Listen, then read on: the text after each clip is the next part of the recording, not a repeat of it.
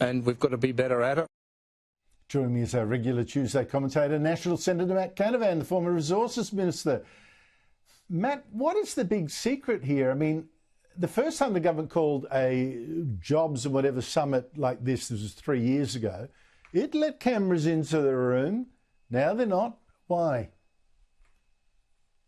Look, you'd have to ask the government that, Andrew, but I think it probably has something to do with the fact that the government doesn't really have a plan to tackle the major economic challenges facing Australia. I mean, if you're going to have a productivity roundtable and you were serious about trying to improve such an important metric of our economic performance, you would first look at, well, what parts of our economy have had anemic or negative productivity growth in recent years.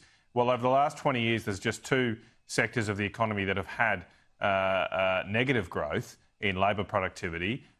One of those is mining and the other is electricity and gas. The government has not even invited the Minerals Council to these discussions, and in the papers prepared for the conference, there was no mention of energy prices. The government used to, of course, infamously promise that they would cut your power bills by $275, but clearly now the government has waved the white flag on our energy competitiveness. And to my mind, that's not good enough. I don't think we should give up on Australian manufacturing. I don't think we should give up at trying to improve Australia's productivity performance. But as I say, if you are not serious about putting downward pressure on Australia's electricity prices, you have no hope of lifting our anemic productivity performance. Well, you are going to be holding your own productivity roundtable. I don't mean the one you put up today on the parliamentary lawn, but one tomorrow with former Productivity Commissioner Chair Gary Banks. Our own Ross Greenwood's going to host a couple of sessions. It'll be broadcast on Sky News Extra, skynews.com.au from about just before 10 o'clock. But the difference is, for one, you're going to talk about some of these topics you mentioned. Yours will be open to the public. Why are you doing this? Because I don't know how the government's done it, Andrew. The cabinet room that they're holding their conference in is relatively small. It's not much bigger than this studio I'm in, but they've managed to squeeze a lot of elephants in there. There's a lot of elephants in that room that they're refusing to discuss. And tomorrow at the Productivity Roundtable I've helped organise and that Sky is broadcasting, we won't have any elephants. We'll be willing to call out issues like energy prices, industrial relations, the lack of serious and frank advice that's given by economic agencies to the government.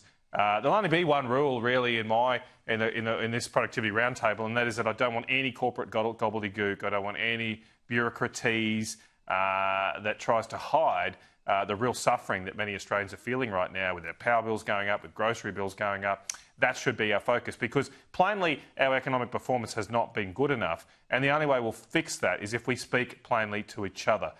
So I know people like Gary Banks and David Pearl, former Assistant Treasury Secretary, Henry Ergas, well-respected economists that are coming along. They will speak plainly. They don't mind which feathers they ruffle. And as you've pointed out, I'm happy for these discussions to be open, to be public and to be transparent. I do wonder, as you do too, why the government can't be open and public and transparent with the Australian people. Oh, you mentioned the mining industry being frozen out. I tell you what, 6 or 7 years ago, there were massive protests against the planned Adani coal mine in Queensland. Labor then was really equivocal about the whole project. The protests were quite fashionable. Former Greens leader Bob Brown even led a famous convoy against it. Leftist economists and politicians claimed, oh, this mine's going to be a stranded asset, producing coal no one wanted as we switched to renewables, etc. The United Nations boss 3 years ago was still saying, oh no, coal is finished. Here he is. It's a stupid investment, leading to billions in stranded assets. M.Canavan, what's the news today with Adani? Well, they're announcing a big expansion.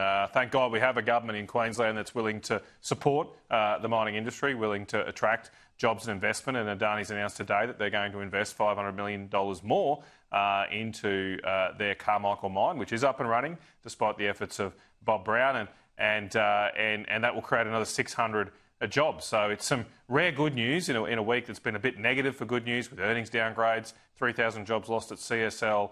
BlueScope Steel warning about our energy crisis. there's some good news here because there is enormous appetite for coal in the region. I mean, that clip you just played is absolutely absurd. I mean, in the last 3 years, ironically, since India itself said that it would target net zero emissions, India has increased its annual coal mining output by 273 million tonnes a year. The Adani Carmichael mine started as a 10 million tonne annum mine. So India has opened up the equivalent of 27 Adanis in the last 3 years. Now, this expansion will give us 1.5 of those Adanis, which is good news, but it just shows how ludicrous it is for us to be self-flagellating our own workers, our own families with high power prices, denying them access to resources like this great Australian coal, while the rest of the world just mines coal and drills for oil and gas with gay abandon. Well, let me balance your good news with this. BHP, though, today said it was now considering closing some or selling some of its own coal mines in Queensland because the state government there is too greedy. Its super royalties grab is so high that BHP says the effective tax on its coal mines in Queensland is now 67%, making some of them uneconomic. I hope that you'll be discussing things like that at your summit tomorrow. M.Canavan, good luck with that. Thank you so much.